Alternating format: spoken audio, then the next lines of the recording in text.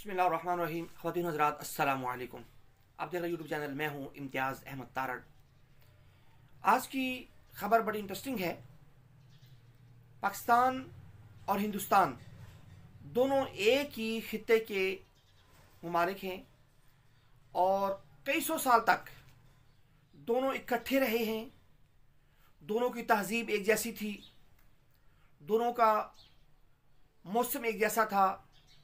और फिर जब मुत्तहिदा हिंदुस्तान था तब ज़राअत का शोबा एक था और फिर पूरे मुल्क के अंदर, हिंदुस्तान के अंदर एक जैसी ज़राअत पॉलिसी थी और उसी के मुताबिक काश्त होती थी। ये सारे मामलात मुश्तरका थे उस वक़्त। लेकिन जब पाकिस्तान हमारे से वजूद में आया तो बहुत सारी चीज़ें ऐसी थीं जो पाकिस्तान के अंदर और हिंदुस्तान के अंदर, यानी भारत के अंदर, मुश्तरका थी। मिसाल के तौर पर हमारा जो चावल है, बासमती चावल जो है, ये मुश्तरका चावल था, क्योंकि पंजाब के जो अजला हैं, सियालकोट, नारोवाल, शेखुपुरा, गुजरात, मंडी बहाउद्दीन, हाफिजाबाद, इन इलाकों की ये पैदावार है पाकिस्तान के अंदर। अगर हम इंडिया का जायज़ा लें तो वहाँ पे ये इंडिया में मशरक़ी पंजाब के अंदर, हरियाणा, जम्मू कश्मीर, उन इलाकों में ये चावल पाया जाता है।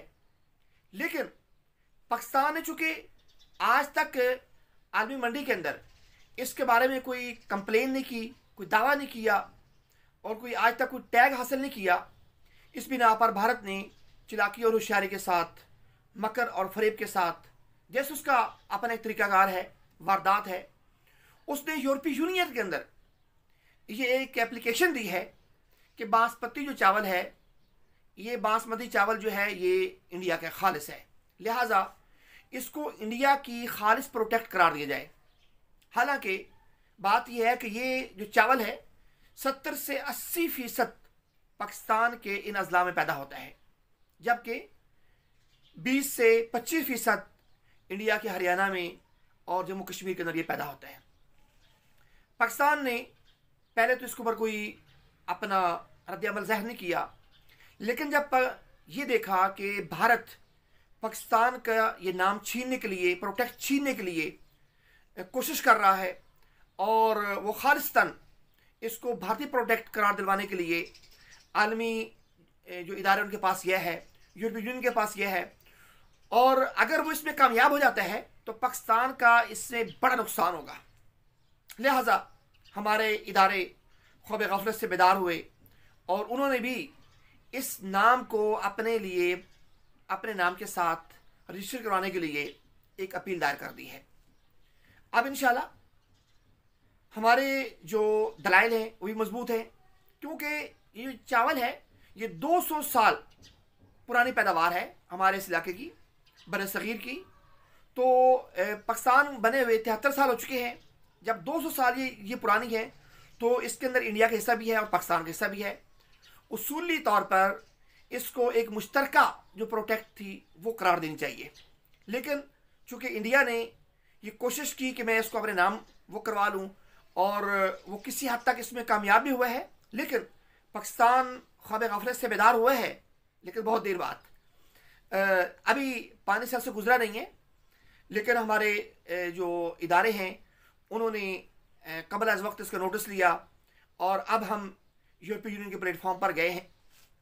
दर हकीकत ये चावल है, इस चावल की खुशबू, इसका जायका, ये खालिसतन हमारे इलाके के साथ मुंसलिक है और ये इसकी खुशबू से मुतासर होकर, इसके जायके से मुतासर होकर अफ्रीका और अमेरिका दोनों ने इसकी पैदावार के लिए कोशिश की। वो यहाँ से बीज भी लेकर गए, लेकिन उनके यहाँ जो चावल पैदा हुआ उसकी खुशबू, उसका जायका, उसकी रंगत, उसमें ज़मीन आसमान का फ़र्क था। लिहाजा अगर हम ये कहें कि ये खालिसतन पाकिस्तान की प्रोटेक्ट है और 20% जो है इसमें भारत का हिस्सा है, तो ये बेजाना होगा।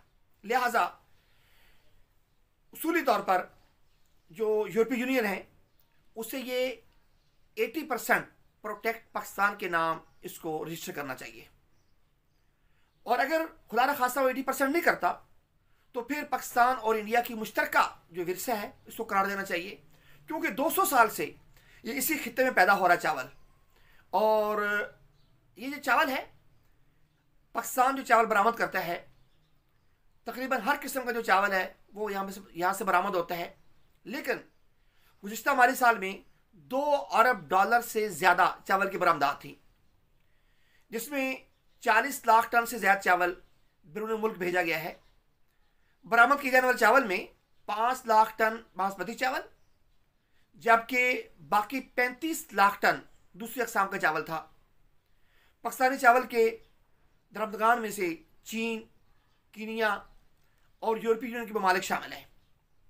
कीनिया में पाकिस्तान के गैर जो बासमती चावल है उसकी ज़्यादा खपत है, ज़्यादा मांग है, क्योंकि बासमती जो चावल है थोड़ा सा महंगा भी है। बहरहाल हर एक इंसान की अपनी पसंद होती है।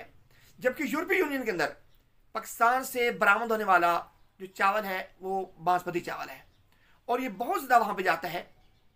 खुदा न खास्ता अगर इंडिया अपनी मक्कारी के अंदर कामयाब हुआ और उसने ये नाम अपने रजिस्टर करवा लिया और पाकिस्तान की काविशें कामयाब ना हुई, ये मुश्तरका विरसा करार ना पाया, तो फिर हमें इस नाम को इस्तेमाल करने के लिए रॉयल्टी देना पड़ेगी, और उस वक़्त हमें दिक्कत पेश आ सकती है, परेशानी पेश आ सकती है।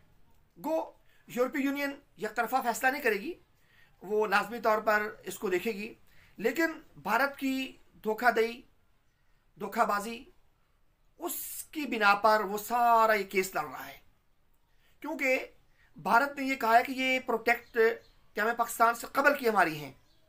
भाई जब पाकिस्तान बन गया तो पाकिस्तान बनने के बाद सियालकोट, नारोवाल, शेखुपुरा, गुजरात, गुजरांवाला, मंडी बहाउद्दीन, हाफसाबाद, ये किसके इलाके में, ये किसके पास आए?